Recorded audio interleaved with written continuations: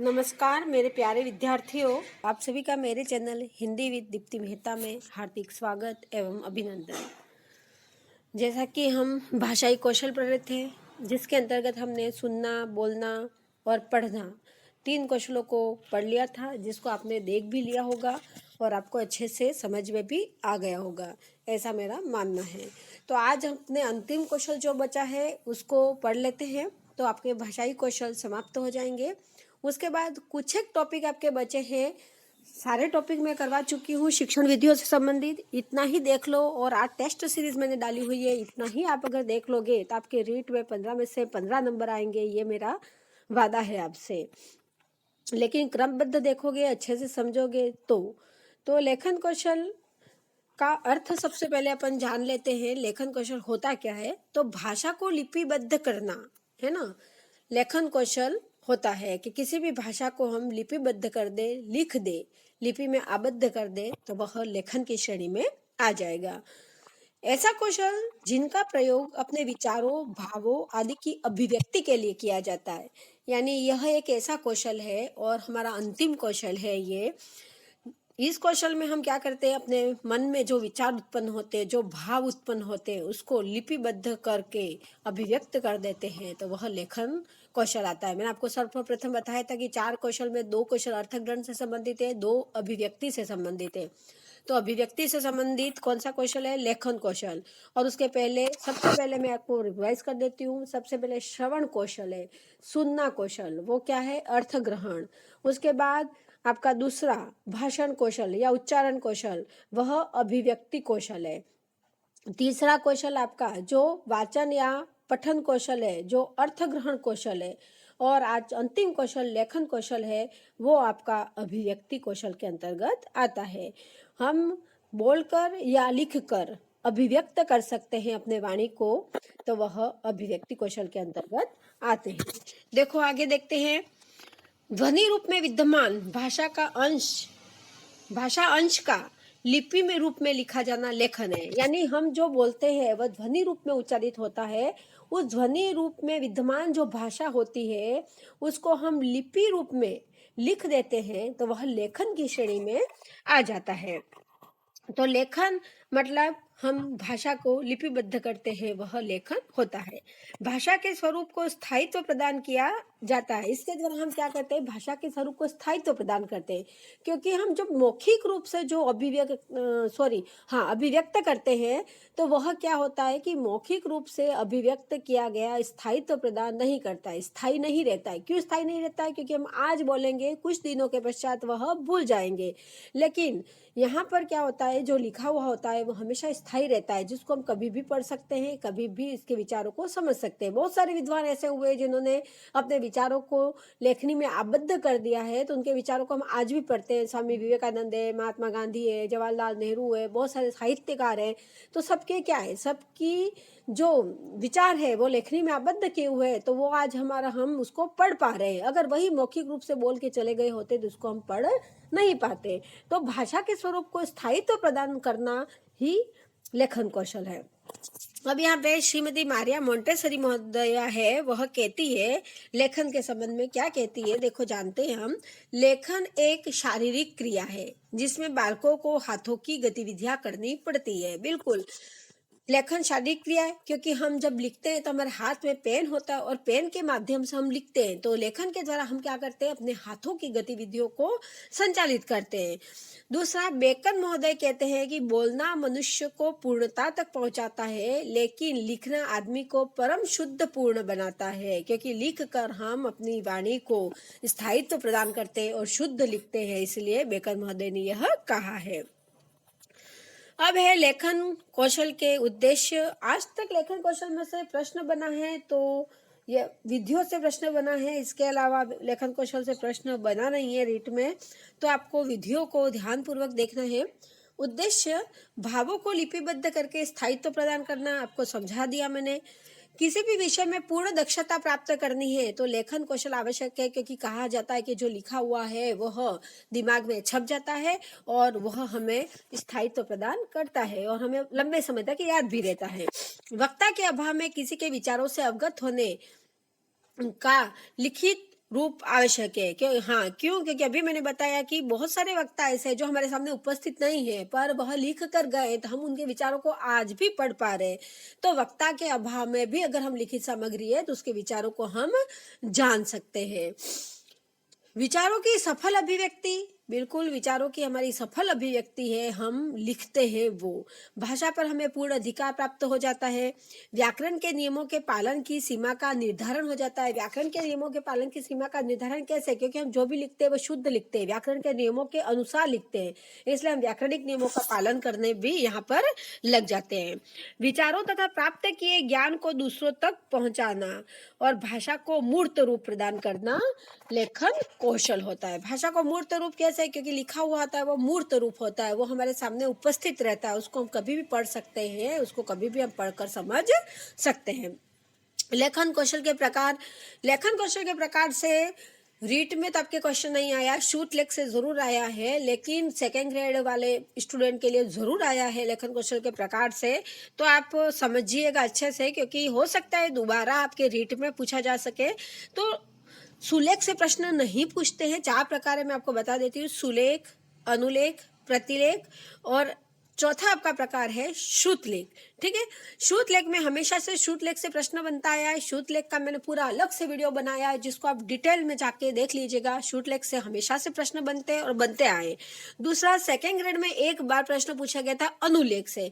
आपके प्रश्न पूछने की संभावना अगर यहाँ पे है तो श्रुतलेख तो अपने आप में पूरा अलग सा टॉपिक है, तो उससे तो पूछते ही है, पर अनुलेख और प्रतिलेख से क्वेश्चन बनने की पूरी संभावना रहती है। सुलेख नाम से स्पष्ट है, सुंदर लिखना लेखन का आवश्यक गुण है, क्योंकि जो भी हम लिखते हैं सुंदर हमें लिखना है। सुंदर लेखन के बिना हमारी शिक्षा अपूर्ण मानी जाती है। जैसे सुलेख मतलब, सु मतलब सुंदर और लेख मतलब लिखना, सुंदर लिखना सुलेख होता है। अनुलेख किसी भी प्रकार की लिखावट के बाद हू बहू उसकी नकल करना। जैसे अगर कॉपी में लिख दिया ऐसे ऐसे करके है ना, आ, और उसके बाद हू बहू उसकी नकल करो, या तो उसके ऊपर ऐसे घोट दो, है ना, या ये जो लिखा हुआ है उसके नीचे आप बना दो आ, ये होता है अनुलेख, कि जैसा लिखा है उसके हू बहू नकल करना, ये होता है प्रतिलेख, सॉरी अनुलेख। और प्रतिलेख गद्यांश और पद्यांश को पुस्तक में या शामपट्ट पर देखकर लिखना। शब्दार्थ हो, चाहे गद्यांश हो चाहे पद्यांश हो, टीचर आपको कह के चला गया चलो मैंने बोर्ड पे लिख दिया, ये इसको देखकर आप उतार दो कॉपी में, प्रतिलेख होता है। आपके सामने पुस्तक में बता दिया देखो ये इतना गद्यांश है, ये कविता है, इसको आप अपनी कॉपी में लिख दीजिए, तो छात्र उसको देखकर कॉपी में से उतारेंगे, ये होता है प्रतिलेख, कि आपके सामने जो लिखा हुआ है उसको आपने उतार दिया। ठीक है, श्रुतलेख सुनी हुई सामग्री को लिखना, टीचर बोलता है और छात्र सुनकर लिखते हैं, और लिखने के बाद उसकी जांच की जाती है। ठीक है, श्रुतलेख से क्या होता है कि छात्रों की अशुद्धियों का संशोधन हो जाता है, और पता चलता है कि छात्रों को वर्तनी का कितना ज्ञान है। क्योंकि टीचर बोलेगा, छात्र लिखेगा, उसके बाद उसकी कॉपी चेक की जाएगी, और कॉपी चेक करने के पश्चात उसकी जो गलतियां है उसको बार बार 5 से 10 बार उसको लिखवाया जाता है, तो जिससे उसकी जो वर्तनीगत अशुद्धि है वो भी श्रुतलेख के द्वारा दूर हो जाती है, और टीचर को यह भी पता चल जाता है कि छात्र वर्तनी का कितना ज्ञान रखता है। तो श्रुतलेख करवाना अति आवश्यक है, क्योंकि प्रतिलेख और अनुलेख तो क्या है, छात्र देखकर लिखता है, देखकर लिखता है तो अशुद्धियां बहुत ही कम मात्रा में हो पाती है, पर श्रुतलेख में छात्र ज्यादा अशुद्धियां करता है, तो श्रुतलेख के माध्यम से छात्रों की अशुद्धियों को दूर करना किया जाता है। क्योंकि छात्र लिखेगा, वर्तनी की अशुद्धि होगी, टीचर उसे चेक करेगा, चेक करने के बाद क्या करेगा, उसमें संशोधन करेगा, और छात्र को जो शब्द उसने अशुद्ध लिखा उसको बार बार लिखने के लिए कहेगा, तो वह श्रुतलेख कहेगा। बहुत सारे आपने वीडियो में देखा होगा श्रुति लेख लिखा मिलता है। श्रुति लेख बेटा वेदों से संबंधित होता है, श्रुति लेख अशुद्ध है, श्रुतलेख आता है, श्रुति लेख वेद से संबंधित है। बहुत सारे मैंने ऐसा वीडियो देखे हैं यूट्यूब पे, जिसको श्रुतलेख की जगह श्रुति लेख लिखा देखा है। जो अशुद्ध है उसको आप मत पढ़िएगा, श्रुतलेख को पढ़िएगा। लेखन कौशल के गुण, लेखन कौशल के गुण, सुंदर ढंग से लिखना, है ना। दूसरा, गांधी जी के द्वारा यह कहा गया है कि सुंदर लेख के बिना शिक्षा अपूर्ण मानी जाती है। बिल्कुल सही है, गांधी जी ने कहा है कि बिना सुंदर लेख के शिक्षा अपूर्ण है, क्योंकि जब तक आप अच्छा नहीं लिख पाओगे आपकी शिक्षा अपूर्ण मानी जाएगी। यानी हम एक जो टीचर है चाहे बच्चा है, उसका लेख सुंदर होना अति आवश्यक है। और सुंदर लेख के लिए हमें क्या करना पड़ता है, बार बार अभ्यास करना पड़ता है लेखन का, तो ही हम अच्छा लिख पाते हैं। सुलेख में कई गुणों का होना आवश्यक होता है। कई गुणों का मतलब अच्छा लिखना, दो शब्दों के बीच में दूरी रखना, समान मात्रा में दूरी के साथ लिखना, अक्षरों में गोलाकार होना, है ना, ये सारी चीजें सुंदर लेख में होनी चाहिए। सुडोल अक्षर होने चाहिए, सुसंगत अक्षर होने चाहिए, है ना, अक्षरों की आकार में छोटा मोटा नहीं हो चाहिए, समान आकार में अक्षर होने चाहिए। ये सारे इसके गुण माने गए। अब अपने आती है विधियां, ठीक है। सबसे पहली विधि रूपरेखा अनुकरण विधि। बालकों को कुछ मुद्रित पुस्तकों पर बिंदु रूप में लिखे मिलते हैं। अभी मैंने आपको बताया था कि जब छोटी कक्षा के बालक होते हैं तो उनको एक पुस्तक आती है, उसमें dot dot dot dot dot dot dot करके लिखा मिलता है ऐसे, और बालक उसके ऊपर क्या करते हैं, पेंसिल के सहायता से इस तरह से गोट देते हैं। वो होता है रूपरेखा अनुकरण विधि। या बड़ी कक्षाओं के लिए अगर आप देखो तो अब जैसे कि आपने देखा होगा कि अंग्रेजी में स्टोरीज आती है। स्टोरी में क्या होता है, पहले है ना वो 2-3 वर्ड होते हैं, फिर बीच में डैश डैश डैश, फिर 2-3 वर्ड होते हैं, फिर डैश डैश डैश, और फिर कहते हैं कि कहानी लिखिए। तो वो भी एक रूपरेखा अनुकरण विधि होता है कि ये आपके सामने एक रूपरेखा प्रस्तुत कर दी जाती है और आप उसका अनुकरण करते हुए पूरी स्टोरी का निर्माण कीजिए। और छोटी कक्षा के लिए डॉट डॉट डॉट करके वर्ण लिखे होते हैं, उस वर्णों पे आप पेंसिल घुमाइए और वर्णों को बनाना सीख जाइए। वो होता है रूपरेखा अनुकरण विधि। दूसरा स्वतंत्र अनुकरण विधि। स्वतंत्र रूप से अक्षर लिखकर विद्यार्थी अभ्यास करता है। जैसे छात्रों के सामने लिख दिया आपने आ, तो छात्र क्या करेगा, उसको देख के नीचे लिखेगा आ, यानी ऊपर नहीं घोटेगा। ऊपर घोटेगा तो वो रूपरेखा अनुकरण विधि हो गई, पर स्वतंत्र रूप से उसको देखकर नीचे लिखेगा, वह होता है स्वतंत्र अनुकरण विधि। के ऊपर लिखा हुआ देखकर नीचे स्वयं लिखता है, ठीक है। उसके बाद मोंटेसरी विधि है। तो मोंटेसरी विधि में क्या है, इस विधि में लकड़ी, प्लास्टिक, गत्ते आदि के बने वर्णों, है ना, पर विद्यार्थी अंगुली घुमाता है और इन साँचों में वह अक्षरों को बनाना सीखता है। क्या लकड़ी और गत्ते के साँचे बने हुए थे वर्णमाला के, और साँचों के अंदर बालक क्या करता है, इस तरह से अंगुली घुमाता है। अंदर अंगुली घुमाकर ऐसे ऐसे अंगुली घुमाएगा और अंगुली घुमाकर वह वर्णों को बनाना सिखाएगा।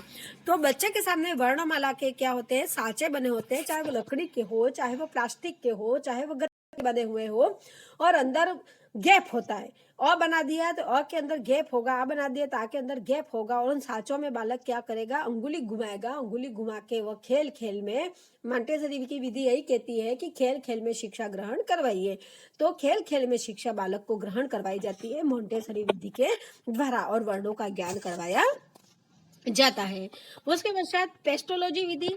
पहले अक्षर सिखाया जाता है, फिर शब्दों के छोटे छोटे खंड कर लिए जाते हैं। यानी बालक को सबसे पहले क्या सिखाया जाता है, जैसे क से कबूतर या ख से खरगोश। फिर बालक को क्या करते हैं कि छोटे छोटे खंड, जैसे क बनेगा सबसे पहले क्या करना पड़ेगा, एक डंडा किया, फिर बालक को ऐसे करना सिखाया जाएगा, फिर बालक को ऐसे करना सिखाया जाएगा, बालक को ऊपर लाइन खींचना सिखाया जाएगा। इस तरह से छोटे छोटे खंड करके फिर बालक को कहेंगे चलो आपने ऐसे किया, ऐसे किया, ऐसे किया, उसको आप मिला दीजिए तो क बन गया। तो पेस्टोलॉजी विधि जो है वो पहले तो पूरे वर्ण को, अक्षर को सिखाएगा, फिर अक्षर के टुकड़े टुकड़े टुकड़े कर कर सिखाएगा। तो वह होती है पेस्टोलॉजी विधि। यह विधि सरल से कठिन की ओर शिक्षण कार्य करवाया जाता है। इस विधि में शिक्षण कार्य जो होता है हमारा, वह सरल से कठिन की ओर चलता है, और सरल से कठिन की ओर शिक्षण कार्य बालक को कराया जाता है। उसके पश्चात है जैक्टॉट विधि या दृष्ट लेखन विधि। आजकल इस विधि का बहुत प्रचलन है। इस विधि से क्वेश्चन भी बनते हैं कि लेखन शिक्षण की विधि है या लेखन शिक्षण की विधि नहीं है, और 3 दे देते हैं और 1 को नहीं देते हैं, और 3 के पश्चात जब 1 को हटा दिया जाता है यानी दूसरी विधि का नाम डाल दिया जाता है, उसमें आजकल जैक्टॉट विधि का नाम ज्यादा पूछा जा रहा है। तो आप इसको ध्यान रखिएगा कि जैक्टॉट महोदय ने यह विधि दी थी, इसलिए इस विधि का नाम पड़ा जैक्टॉट विधि, या इसको दृष्ट लेखन विधि भी कहते हैं। बालक को क्या होता है, अनुच्छेद लिखने के लिए दे दिया जाता है। बालक के सामने एक कोई अनुच्छेद, एक पैराग्राफ लिखने के लिए दे दिया जाता है, और बालक को कहते हैं कि इसको लिखो, स्वयं लिखो देखकर, फिर उसको स्वयं उस कॉपी से मिलान करो, और मिलान करके और उसके पश्चात खुद ही उसका संशोधन कर दीजिए। तो खुद ही संशोधन कर दोगे तो है ना, वो क्या होगा कि बालक जैक्टॉट विधि यह कहलाएगी। यानी बालक को अनुच्छेद लिखने के लिए दे दिया जाता है, उसके बाद बालक को कहा जाता है मूल से मिला दो और स्वयं ही इस चीज का संशोधन कर दो। यानी पढ़ो लिखो मूल से मिलाओ विधि भी इसको कहते हैं, क्योंकि स्वयं पढ़ो अनुच्छेद को, फिर लिखो स्वयं ही, फिर लिख कर स्वयं ही चेक करो और स्वयं ही चेक करके जो गलती आपने की है मात्राओं संबंधित, उस गलती का स्वयं ही संशोधन करो। मतलब इसको कहते हैं पढ़ो लिखो मूल से मिलाओ विधि। जैक्टॉट विधि में ये होता है कि बालक स्वयं पढ़ता है अनुच्छेद को, स्वयं लिखता है, फिर स्वयं मूल से मिलाता है, स्वयं ही अपनी गलती निकालता है और खुद ही अपना संशोधन करता है। तो पढ़ो लिखो मूल से मिलाओ विधि या दृष्ट लेखन विधि या जैक्टॉट विधि कहा जाता है इसको, सबके नाम एक ही है। अब है लेखन कौशल के तत्व। लेखन कौशल के तत्व के अंतर्गत आता है कि शब्दों का सही प्रयोग हमें करना चाहिए, वाक्य रचना का निर्माण करने आना चाहिए, तथ्यों का तार्किक प्रस्तुतिकरण करने आना चाहिए और शुद्ध वर्तनी लिखना आना चाहिए। ये है लेखन कौशल के तत्व। यहाँ पर ये आपका लेखन कौशल समाप्त होता है। आशा करती हूँ आपको अच्छे से समझ में आ गया होगा। आप इन विधियों को बिल्कुल ध्यान रखिएगा, विधियों से आपके क्वेश्चन बनने की संभावना बिल्कुल बनती है। और दूसरा आपके बनती है तो ये सुलेख, अनुलेख, प्रतिलेख और शुद्ध लेख से क्वेश्चन बनने की संभावना 100% रहती है। तो बच्चों आपको अच्छे से समझ में आ गया होगा लेखन कौशल क्या है, लेखन कौशल किसे कहते हैं, उसके उद्देश्य क्या है ना, उसके गुण क्या है, उसकी विशेषताएं क्या है, लेखन कौशल के प्रकार कौन कौन से हैं और विधियां, विशेष रूप से विधियां और प्रकार को आपको ध्यान रखना है। आशा करती हूँ आपको मेरा पढ़ाना अच्छे से समझ में आ गया होगा। अगर आ गया हो तो आप मेरे वीडियो को ज़्यादा से ज़्यादा लाइक करें, शेयर करें, मेरे चैनल को सब्सक्राइब करें। जय हिंद, जय भारत।